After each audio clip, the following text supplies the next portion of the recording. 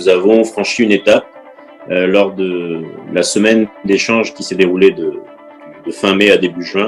La réussite de cette semaine parisienne est d'abord due à ce qui n'est pas marqué dans les documents, mais ce que nous avons vécu, c'est-à-dire la reprise d'un dialogue entre les formations collectives. Mais le Congrès de la Nouvelle-Calédonie s'est réuni aujourd'hui pour donner son avis sur le projet de décret qui organise la prochaine consultation, le troisième référendum, et fixe la date donc au 12 décembre. Un calendrier qui aujourd'hui nous donne environ 6 mois avant le prochain et le dernier référendum prévu par l'accord de Nouméa, puisque 3 consultations ont été prévues. Cette troisième consultation, soit elle confirmera que les Calédoniens rejettent l'accession de la Nouvelle-Calédonie à la pleine souveraineté, comme ça a été le cas en 2018 et en 2020. À ce moment-là, il faudra que nous discutions ensemble, indépendantistes, non-indépendantistes et l'État. C'est le triptyque qui a présidé à l'histoire institutionnelle calédonienne. Il faudra que nous décidions ensemble d'un projet pour sortir de l'accord de Nouméa.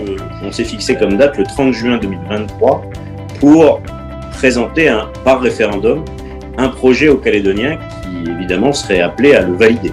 C'est finalement la reconduction de l'histoire, puisque en 1998, l'accord de Nouméa avait aussi été soumis par référendum aux Calédoniens qui l'avaient validé à 72%.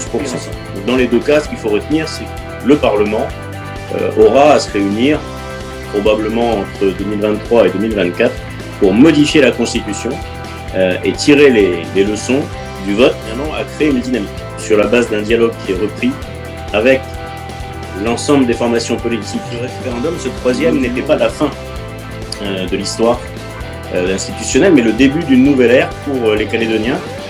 La victoire d'un oui, l'accès de la Nouvelle-Calédonie à la pleine souveraineté ouvrira très vite la modification de la Constitution et mettra très vite à l'épreuve la Nouvelle-Calédonie par rapport aux compétences qu'exerce encore la France en Nouvelle-Calédonie et aux transferts financiers qui sont de l'ordre d'1,5 milliard d'euros chaque année. La nationalité française ne sera pas perdue, commencer ou de poursuivre les discussions pour ne pas considérer que le non ou le oui du 12 décembre ne sont des solutions, puisqu'ils ne sont en aucune manière des solutions. Ils coupent les Calédoniens, ils fracturent la société calédonienne en 2 blocs à peu près égaux. Il faut que nous retrouvions l'envie de co-construire la sortie de l'accord de Nouméa. Évidemment, un facteur d'apaisement, ça donne de la visibilité, ça produit de la confiance sur la situation calédonienne. Le droit international dit, pour les populations à qui il est confié la capacité de décider de son avenir, vous pouvez décider de la pleine souveraineté, vous pouvez décider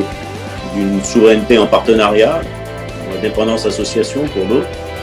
Vous pouvez décider, on va dire, d'un statu quo et du maintien de la Nouvelle-Calédonie dans la République, traduire ça chez nous.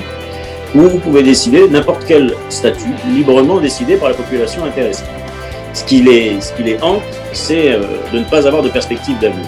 Donc, on se dit, nous, et tout le monde est d'accord là-dessus, le droit à l'autodétermination, il va être conservé tant que les Calédoniens le voudront, puisque le droit à l'autodétermination n'est pas en cause. On forme aussi une entité, une communauté calédonienne, spécifique, propre, composée de communautés diverses, qui font sa richesse, appartenant à une communauté plus large, la communauté française.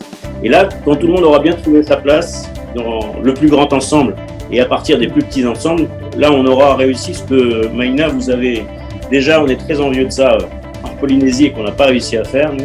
C'est cette identité calédonienne, ces signes identitaires auxquels tout le monde pourrait se référer, quelles que soient nos opinions politiques.